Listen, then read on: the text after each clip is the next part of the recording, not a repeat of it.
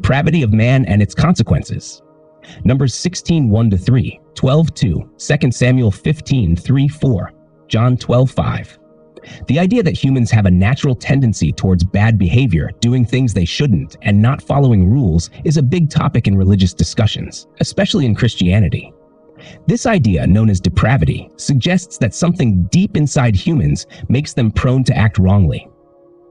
When we look at stories from the Bible, we see many examples of people acting out against authority, showing just how deep this issue runs. These stories not only give us a peek into individual rebellions, but also help us understand the broader consequences of such actions on communities and relationships with the divine.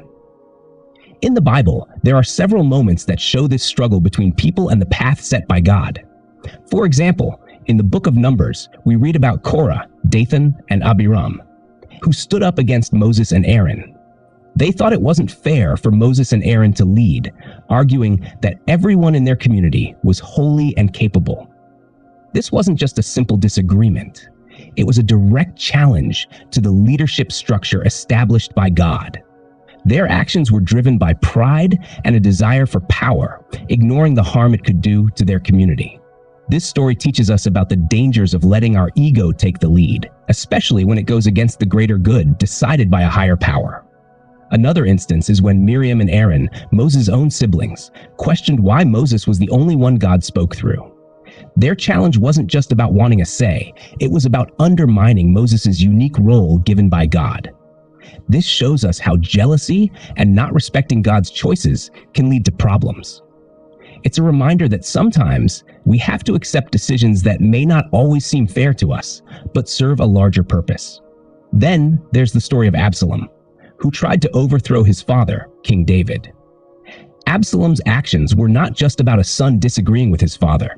He saw an opportunity to gain power by convincing people he could be a better leader, taking advantage of their dissatisfaction for his own gain. This story is a classic example of how personal ambitions can disrupt peace and order, showing how selfishness can lead to chaos and hurt many people. Judas Iscariot's betrayal of Jesus for money is another powerful example. Judas pretended to care about the poor when Jesus was anointed with expensive perfume, but his real motive was greed. His betrayal of Jesus for a few coins shows the depth of human selfishness and how it can lead to betraying even those we love for personal gain. These stories highlight a significant problem. People often choose to do wrong, driven by various selfish reasons like pride, power, jealousy, or greed. This tendency leads to all sorts of trouble, not just for them, but for everyone around them. It creates distance between people and God, brings about punishment, and disrupts community life. Essentially, going against God's commandments and choosing to follow our worst impulses can ruin relationships, destroy peace, and lead to a sense of moral loss. However, the message isn't all grim. These biblical tales also offer hope. They teach us that despite our natural leanings towards doing wrong, change is possible.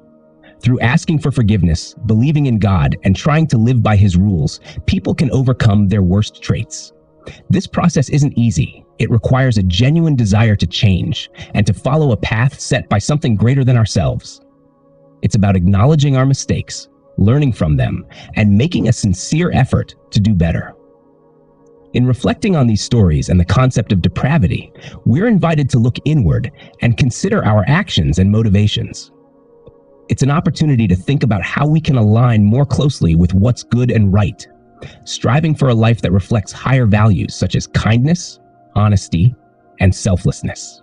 Understanding our flaws is the first step towards overcoming them, moving towards a more positive and fulfilling life. The journey from recognizing our tendency to do wrong to actually changing our ways is central to many religious teachings. It's about realizing that while we might naturally lean towards selfish or harmful actions, we don't have to stay on that path. With effort, faith, and guidance, we can choose a different way, one that leads to better relationships with others and a closer connection to the divine. This discussion isn't just about religious beliefs. It's about understanding human nature and how we can live better lives. By examining stories of past rebellions and their consequences, we learn valuable lessons about responsibility, humility, and the importance of following a moral compass. These narratives encourage us to think about our place in the world and how our actions affect others. They remind us that while we may often stumble and fall, there's always a chance to get back up, learn from our mistakes, and aim for a higher standard of behavior. In the end, the concept of depravity and the stories that illustrate it serve as a mirror, showing us the best and worst of what we can be. They challenge us to reflect on our choices, consider their impact, and strive for a life that not only benefits us personally, but also contributes to the well-being of those around us. This journey towards improvement and redemption is not just a personal quest. It's a collective endeavor that can lead to stronger communities, deeper relationships, and a more harmonious world. Thus, understanding our weaknesses and working to overcome them is crucial. It's about recognizing that every action has consequences, and that by choosing to act with integrity, compassion, and respect for divine guidance, we can create a ripple effect of positive change.